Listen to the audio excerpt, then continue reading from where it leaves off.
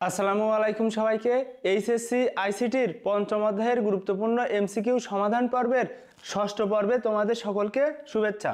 আমাদের এই পর্বের আলোচ্য বিষয় 88 থেকে 108 পর্যন্ত গুরুত্বপূর্ণ এমসিকিউ, যেগুলো বিভিন্ন বোর্ড পরীক্ষায় এসেছিল। তাহলে চলো আমরা ক্লাসটি শুরু করি। দেখো, আমাদের প্রথমে যে প্রশ্নটি রয়েছে, প্রোগ্রাম ডিজাইন মডেলে 20% থেকে 40% সময় ব্যয় করা হয় কোনটিতে? এখন এর ব্যাখ্যাটা দেখে নাও। এখানে ব্যাখ্যাটা একটু ডিটেলসে করেছি, কারণ এর পরবর্তীতে যে এমসিকিউগুলো আসবে সবগুলোই কিন্তু এই রিলেটেড, সেজন্য এই ব্যাখ্যাটা তোমরা কেয়ারফুলি মনে রাখবে। দেখো, প্রোগ্রাম ডিজাইন মডেলে 20 থেকে 40% সময় ব্যয় করা হয় প্রোগ্রাম বিশ্লেষণে। তাহলে প্রোগ্রাম বিশ্লেষণে সময় লাগে 20 থেকে 40%। তারপরে দেখো, ওয়াটারফল মডেলের প্রয়োজনের বিশ্লেষণে 20 থেকে 40%। তাহলে ওয়াটারফলেও কত লাগে? 20 থেকে 40%। ওয়াটারফল মডেলের ডিজাইন ও কোডিং, এখন দেখো বিশ্লেষণ করতে সময় লাগবে 20 থেকে 40%, কিন্তু ডিজাইন ও কোডিং করতে সময় লাগবে 30 থেকে 40%। এখানে তোমাকে মনে রাখতে হবে বিশ্লেষণের জন্য 20 থেকে 40% এবং ডিজাইন ও কোডিং এর জন্য 30 থেকে 40%, ওয়াটারফল এর জন্য 20 থেকে 40%। এতটুকু ইনফরমেশন যদি তুমি মনে রাখতে পারো, তাহলে প্রোগ্রাম ডিজাইন মডেল সম্পর্কিত যে প্রশ্নগুলো আসবে খুব সহজেই তুমি সমাধান করতে পারবে। তাহলে এখানে দেখো, আমাদের সঠিক উত্তরটা হবে বিশ্লেষণ। ওয়াটারফল মডেলে প্রয়োজনের বিশ্লেষণে কত সময় ব্যয় করা হয়? দেখো, ওয়াটারফল বিশ্লেষণ, তাহলে বিশ্লেষণ যখন থাকবে আমাদের সঠিক উত্তর হবে 20 থেকে 40%। ওয়াটারফল মডেলে ডিজাইন ও কোডিং, দেখো এখানে দুইটা শব্দ, ডিজাইন ও কোডিং এ কত সময় ব্যয় করা হয়? ডিজাইন ও কোডিং এ সময় ব্যয় করা হয় 30 থেকে 40%। এর সঠিক উত্তর 30 থেকে 40%।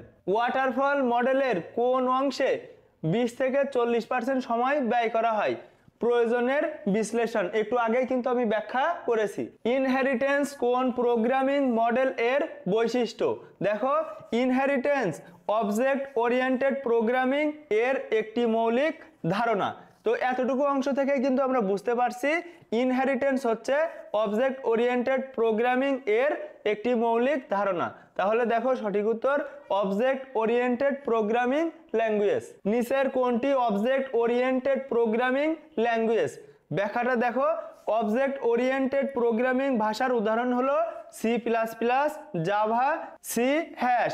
তাহলে এর সঠিক উত্তর হবে জাভা। কোনটি একটি প্রেজেন্ট ক্লাস এর সকল বৈশিষ্ট্য চাইল্ড ক্লাস ব্যবহার করে? তো প্রেজেন্ট ক্লাস, চাইল্ড ক্লাস এগুলো কিসের মধ্যে থাকে? ইনহেরিটেন্স এর মধ্যে থাকে, বা ইনহেরিটেন্স এর বৈশিষ্ট্য।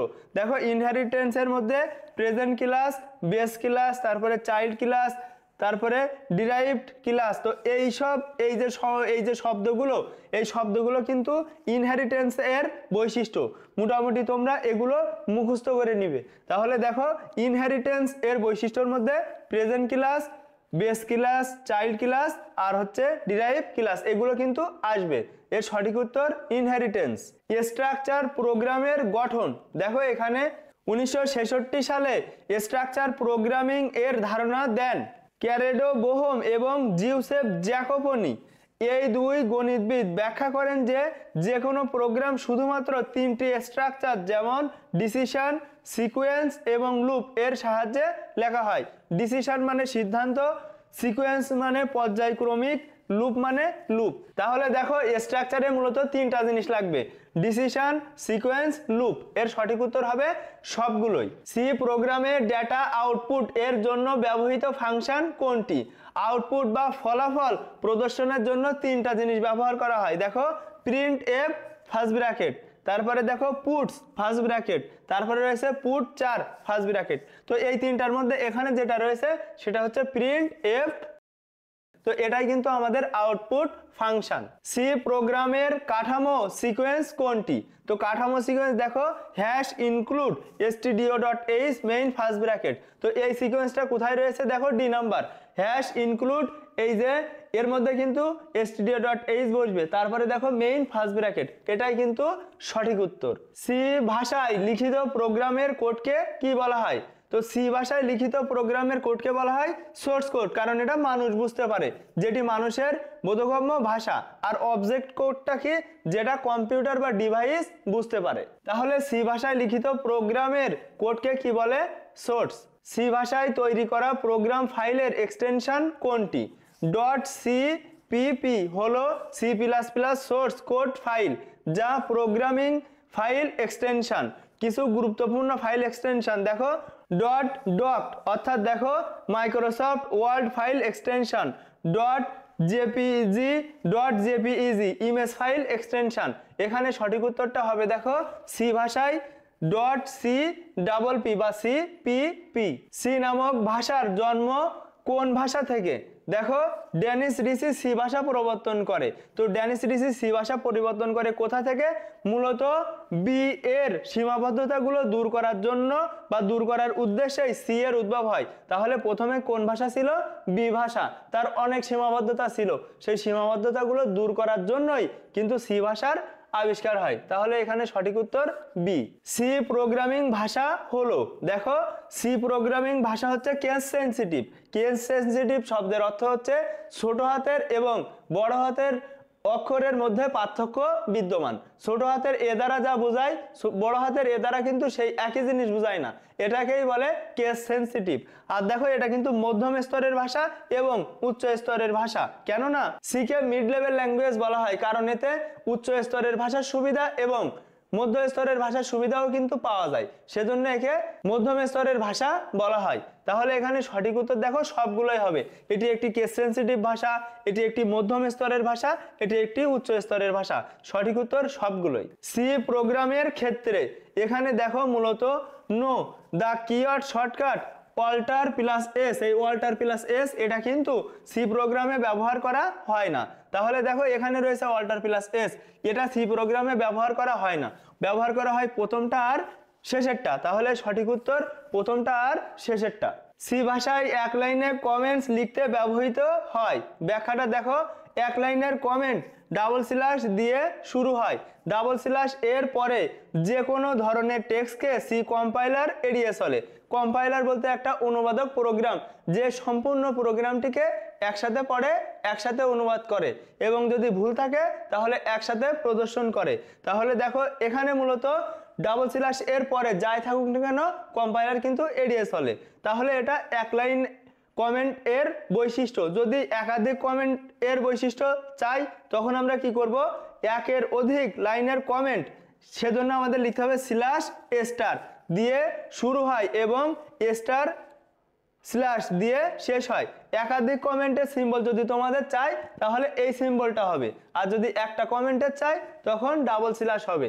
তাহলে দেখো প্রশ্নে বলা আছে সি ভাষায় এক লাইনে কমেন্টস লিখতে ব্যবহৃত হয়। এখানে সঠিক উত্তর হবে আমাদের শুধুমাত্র এই প্রথমটা, ডাবল স্ল্যাশ। হ্যালো ওয়ার্ল্ড লেখাটি 5 বার প্রদর্শনের ক্ষেত্রে সি স্টেটমেন্ট হলো। এখানে দেখো মূলত এন এন সমান সমান 1 মানে 1 থেকে শুরু হবে এবং 6 এর নিচে থাকবে। তাহলে দেখো এখানে হবে 1 2 3 4 5, কারণ এখানে এক এক করে বাড়ার কথাও কিন্তু বলা আছে। তার মানে এই যে ফর লুপ কিন্তু সঠিক আছে। এখন 2 নাম্বারটা দেখি, এখানে n সমান সমান 3 অর্থাৎ 3 থেকে শুরু হবে এবং দেখো এক এক করে করে বাড়বে। এখন দেখো এখানে রয়েছে 3 আর এখানে লেস দ্যান ইকুয়াল 8, তাহলে এখানে 3 থেকে শুরু হবে। তাহলে দেখো 3 4 5 6 7 8, তো দেখো এখানে কিন্তু 6টা হয়ে গিয়েছে, কিন্তু আমাদের মূলত 5 বার প্রদর্শন করতে হতো, সেজন্য 2 নাম্বারটা হবে না। 3 নাম্বারটার বিষয়টা দেখো, n সমান সমান 5 অর্থাৎ 5 থেকে শুরু হবে এবং 10 এর নিচে থাকবে এবং এক এক করে করে বৃদ্ধি পাবে। তাহলে এখানে দেখো 10 এর নিচে থাকবে, 5 থেকে শুরু হবে। তাহলে আমরা কত কত নিব? 5 6 7 8 9, মোট কয়বার? 5 বার। আশা করি খুব সহজেই এটা তোমরা বুঝতে পেরেছো। যদি কোনো সমস্যা থাকে অফলাইনে জিজ্ঞাসা করলে আমি অবশ্যই ডিটেলসে তোমাকে বুঝিয়ে দিব। তাহলে এখানে সঠিক উত্তরটা হবে দেখো 1 ও 3। এখানে একটা সি প্রোগ্রামিং কোডিং করা রয়েছে।